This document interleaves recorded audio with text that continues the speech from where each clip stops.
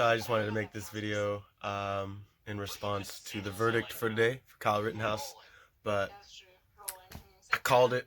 I made my video a couple days ago and I called it. I mean, however you want to say it, this kid didn't really do anything wrong, but all the footage out there from Chaz, from just last year in Portland, throughout Los Angeles, all the mostly peaceful protests that went on, no one will ever deal with or have any repercussions for anything that they did that they didn't get caught for or whatever.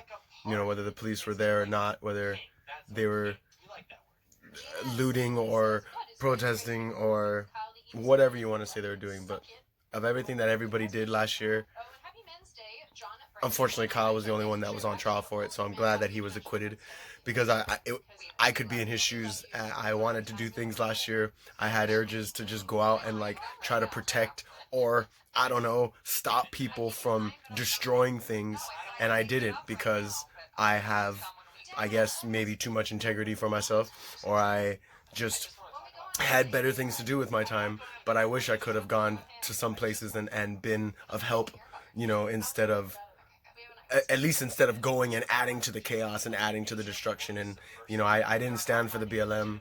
I stood for it for one day. I changed my Instagram picture and everything, or my Facebook picture, whatever it was, one day. And then I saw the fire start and all the BS start, and I was like, what is this? This isn't something I would do. So I'm not that type of person, but at the same time, I wish I could have done something, but I didn't. So, you know, Kyle did, and maybe he shouldn't have, but, you know, no one else did anything. The state didn't do anything. The government didn't do anything.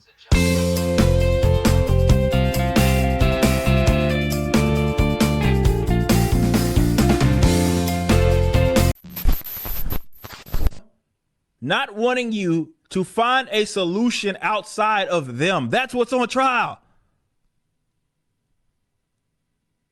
This is one of the most efficient things that I've seen if you looked at these videos. The only people that were neutralized were threats to him and his life. That's it. We ain't talking about stray bullets. We're not talking about that. Shooting in the crowd. And no, we're talking about the actual threats, the aggressors. And it's on trial. For what? Those are the dangerous implications here. And folks are starting to realize that. The neighbors of Kenosha didn't do anything, and now they're trying to just, they're saying with this non-guilty verdict, let's burn Kenosha down to prove a point. Like, you want to burn your city and your home down because you don't like this kid that much, but you didn't have the nerve to go out and protect your own city, I guess. You just wanted to destroy it, so you'll just agree to destroy it again because this kid got a non-guilty verdict. I don't know. I don't know what to say. Y'all are crazy. Some people are crazy, and I know that the people that Kyle shot apparently were like, you know, child molesters, women beaters, whatever. If they were those actual people, then... A domestic abuser and a convicted child rapist all walk into a BLM riot. They try to murder a 17-year-old and he shoots them in self-defense. Whoa, that poor child rapist, man. What? How? And what? I guess there's less... Hey, I got this. Okay, so the convicted child rapist who threatened to murder a teenager several times? What about him? He's kind of like... There's people on this earth now that are doing actual physical harm. Voldemort.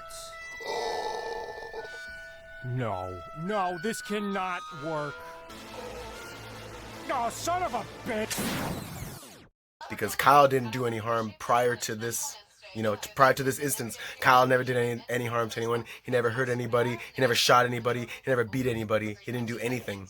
All he did was bring a gun across state lines to offer medical in the video to be ready. But, you know, again, if you've seen the trial, you already know all this, but these are just my thoughts, my opinions. But I made a video about it and I totally called it. So again, Kyle, I'm glad you're innocent, because if it was me, I would hope I was innocent.